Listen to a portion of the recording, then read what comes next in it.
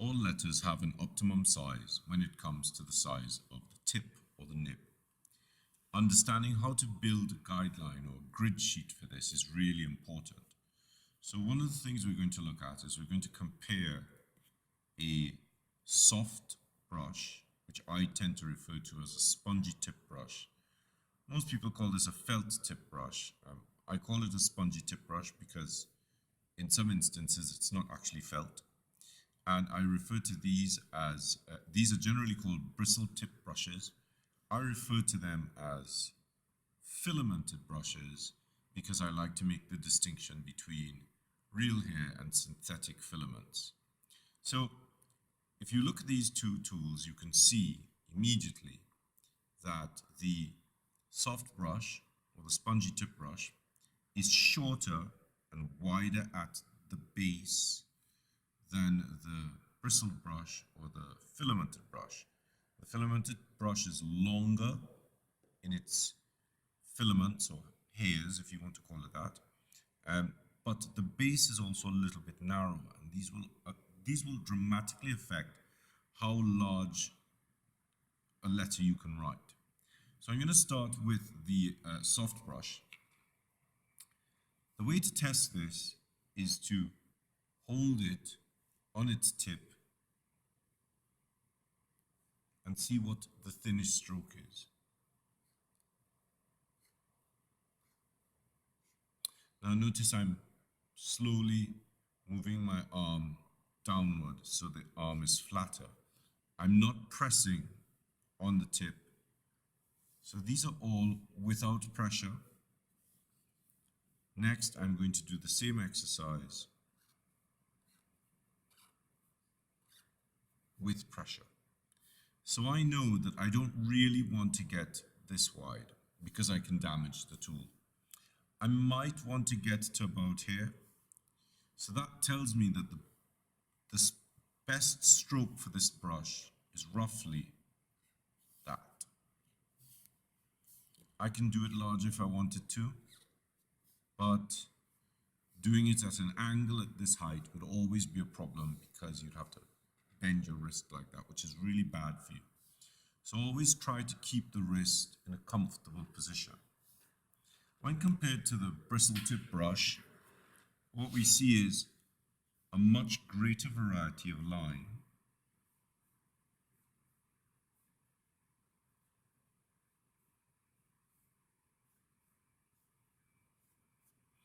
And we see the line breaking up, which adds charm to the letter. Now this is holding the tool on its side. You can also hold the tool on top and apply pressure to the bristles in a vertical downward fashion. Ideally, you don't want to go more than go more than another half of the width of this. So this is clearly too wide. And I don't know if you can see how the tip has done that. It's feathered. So the way that you get this back together is you press, you jiggle, you twist and turn and pull up and out, and it comes back to a really nice point. So this then tells us how high our letters can be. So that's a pretty good size if you're holding the tool on its side. However, if you want to hold the tool on its top,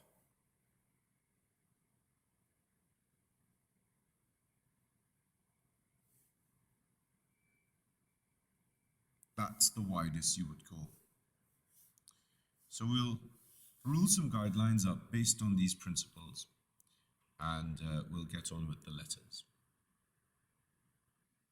All calligraphy, when you're initially starting off, relies on the ability to produce guidelines. The guidelines are really important as a guide so that you actually get the letters at the correct height consistently.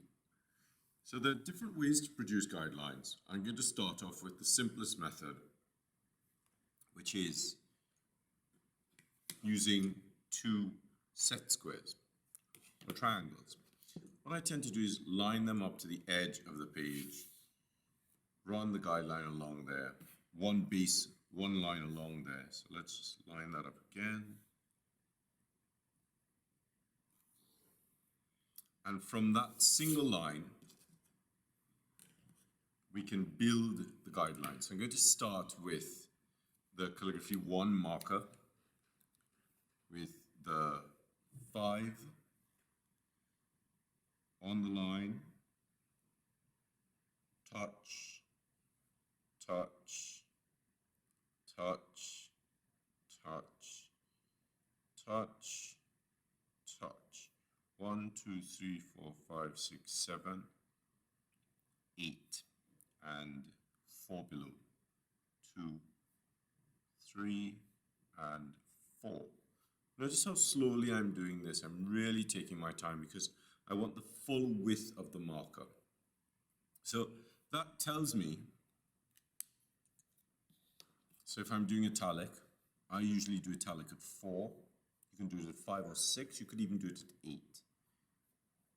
4 and 4 is the baseline, X height, ascender. Cap height is normally 6 and your descender is normally 4 from the bottom. So I'm going to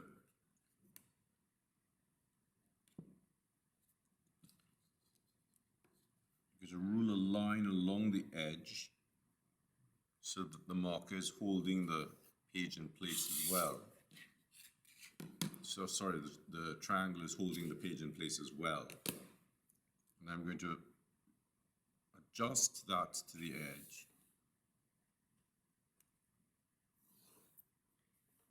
Ascender. I tend to dash in a cap height rather than have a solid line. X height and descender line. So I've essentially created a parallel motion ruler by holding this in place. It's also the same thing that T-square will do. So this gives us our ascender,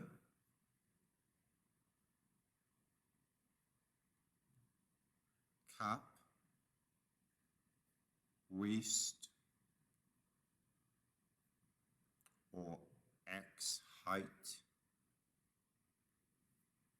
baseline,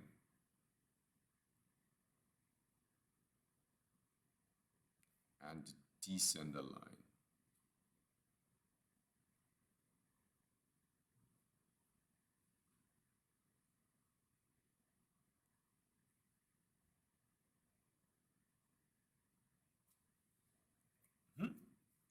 Now, once you've done that, you've basically created a grid, a series of lines that make up either your grid or your guidelines.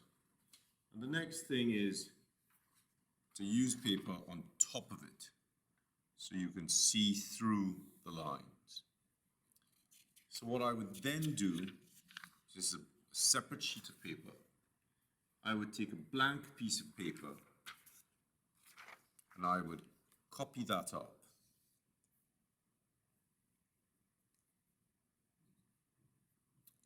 Let's do it on the other side, as I'm right-handed.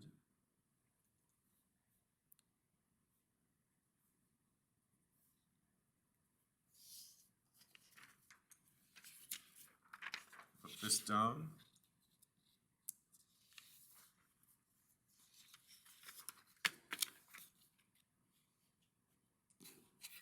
Rule an edge up. So let's do 2.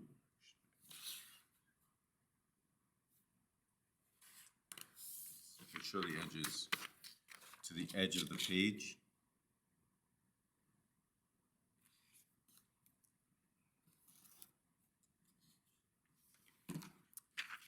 And then I always give myself a little extra space at the top.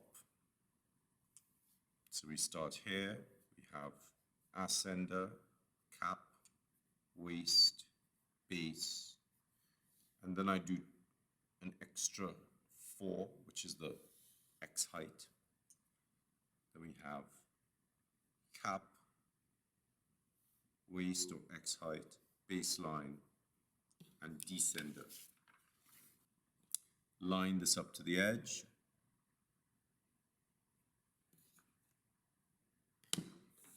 Rule the lines accordingly.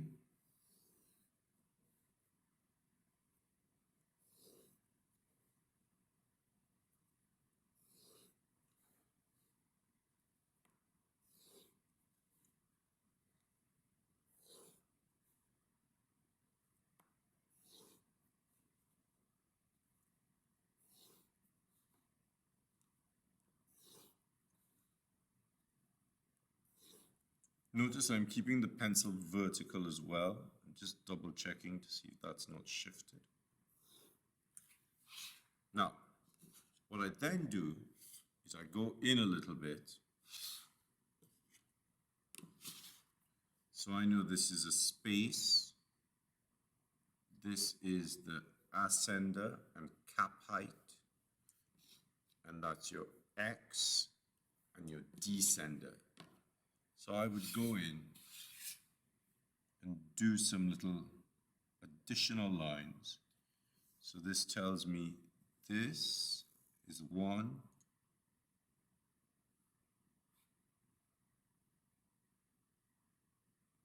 This is your cap height. And so I generally mark this off because I know that's the space I'm going to work in. So that's the X height, cap, ascender, descender, baseline. So I find it useful to have these little markings onto the sheets because it's easier to find them when you are looking at the sheet through another sheet of paper. So once you put this down, this becomes slightly confusing. And that's how I rule up for the broad edge markers. Now, I'm just going to have a quick look at the scroll and brush marker, preferably the scroll side. So we know that we can do the same thing here because we have essentially the 3.5 of the markers is the same size as the scroll. So we can rule up the scroll based on the same principle. However, if I'm ruling up for a scroll, I tend to only use a 3.5 solid marker. That way you can actually see what you're doing. This is a little bit confusing, and you can have a tendency to miss the line a little. So this has given us the correct height for a 4,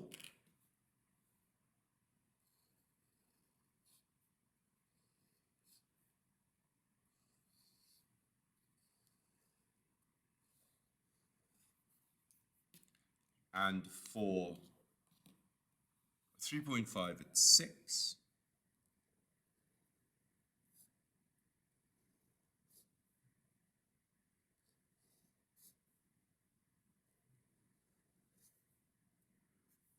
and a scroll at 6.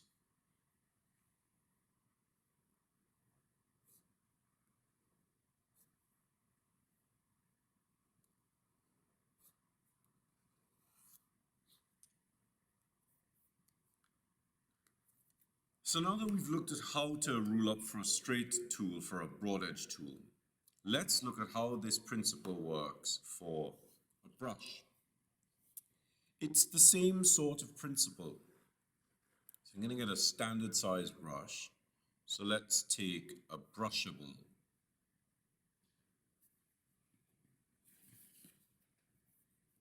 And from the brushable, we know that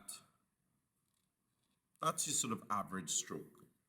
You don't really want a stroke that big because you have to keep pressing, which means it's going to hurt your hand. So if we know that that's your average stroke,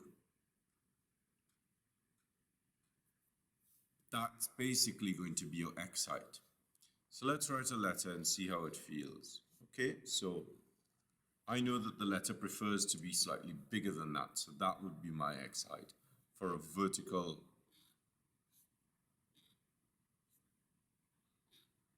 letter. However, if the letter is going to be on its side,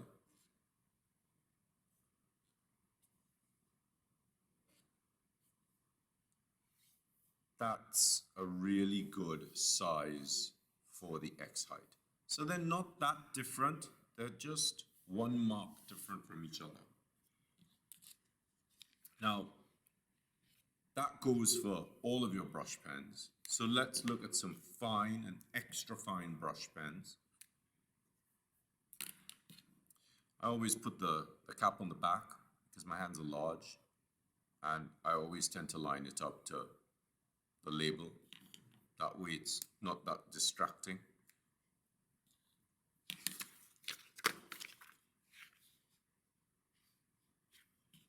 So let's test this. That's the fine, and that is the extra fine. So let's see.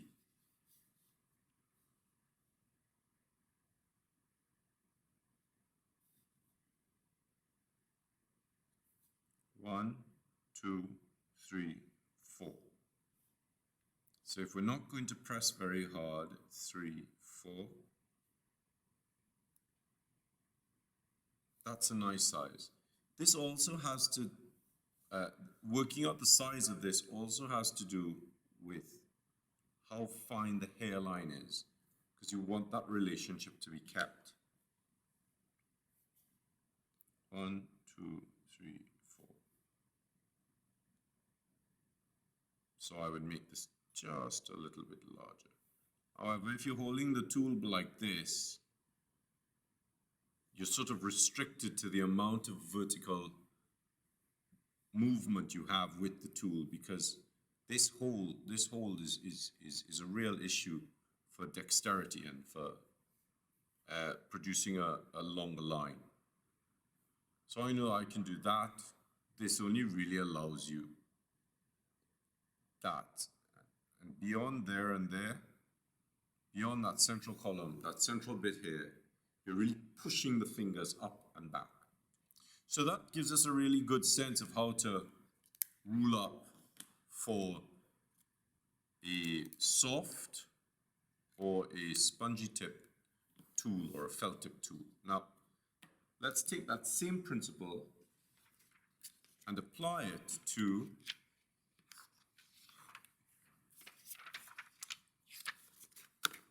the bristle or filamented tips. So I'm going to use a Fude 8. So I know that a Fude 8 will produce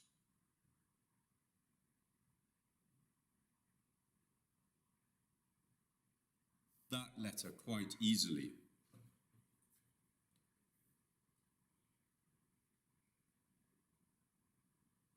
Its preference is usually about there.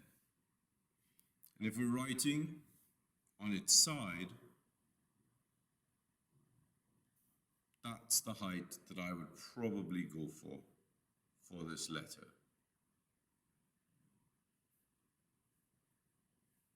So how does that relate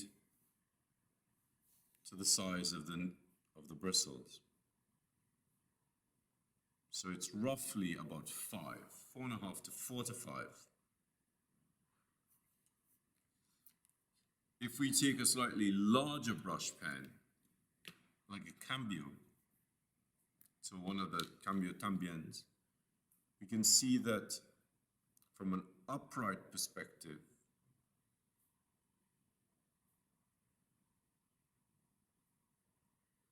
either of those will do, and from the side,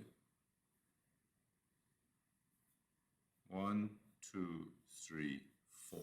So the rule of thumb is generally between 4 and 5. Or maybe 4.5 if you really wanted to sort of pick at it. There are exceptions to the rule in that you have tools like the 55 where the tip bends much more readily.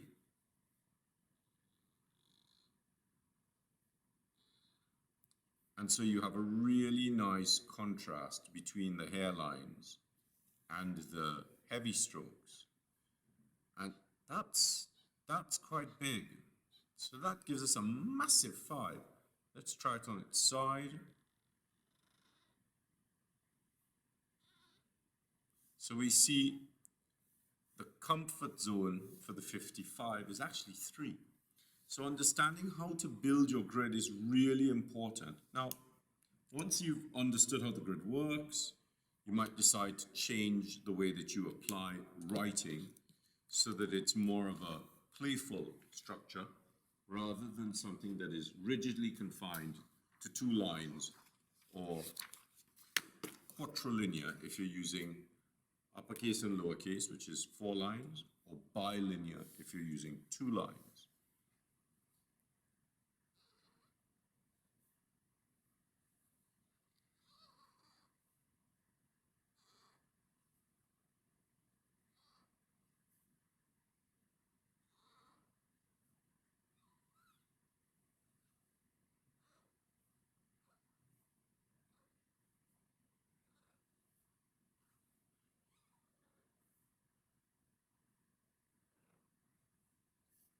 So what I've done here is I'm using the baseline to move down relative to the baseline or up relative to the baseline.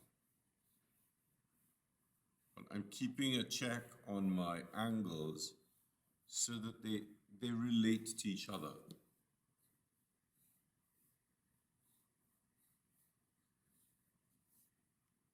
And that's how I rule up a sheet.